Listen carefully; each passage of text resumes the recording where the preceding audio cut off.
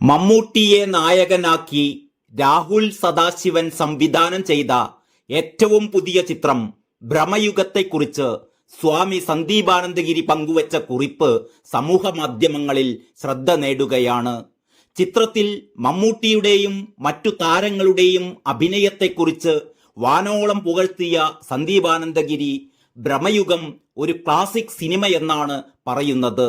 ചിത്രത്തിലെ അഭിനയത്തിൽ ഓസ്കാറിൽ കുറഞ്ഞ പുരസ്കാരമൊന്നും മമ്മൂട്ടി അർഹിക്കുന്നില്ല എന്നും അദ്ദേഹം പോസ്റ്റിൽ കുറിച്ചു.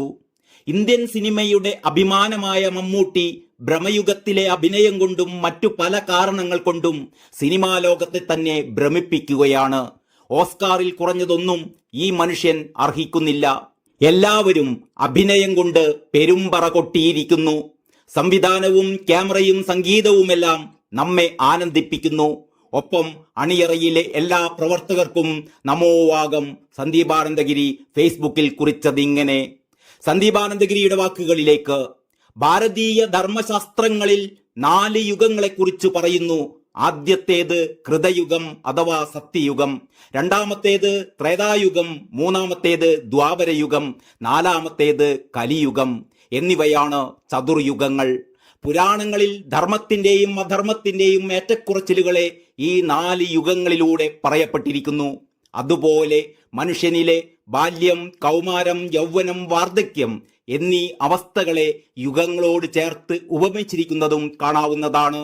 ഭ്രമയുഗം ഒരു ക്ലാസിക് സിനിമയാണ്. ഈയാമ്പാറ്റ അഗ്നിയിലേക്കെന്ന പോലെ സ്വയമേവ ഭ്രമയുഗത്തിൽ പെട്ടുഴലുന്ന ആധുനിക മനുഷ്യരുടെ കഥ.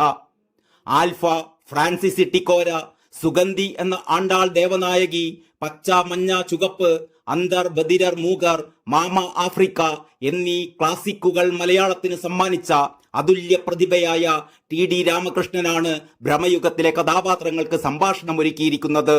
മഹത്തായ ആശയങ്ങൾ ഗർഭം ധരിച്ചിരിക്കുന്നു ഓരോരുത്തരുടെയും വാക്കുകളിൽ.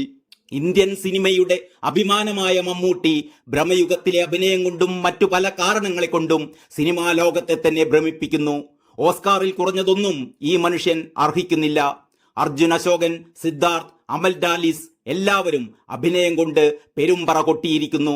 സംവിധാനവും ക്യാമറയും സംഗീതവും എല്ലാം നമ്മെ ആനന്ദിപ്പിക്കുന്നു. ഒപ്പം അണിയറയിലെ എല്ലാ പ്രവർത്തകർക്കും നമോവാകം. ഇത്രയുമാണ് സന്ദീപാനന്ദഗിരിയുടെ Facebook post. Entertainment desk, Kalakaumudi.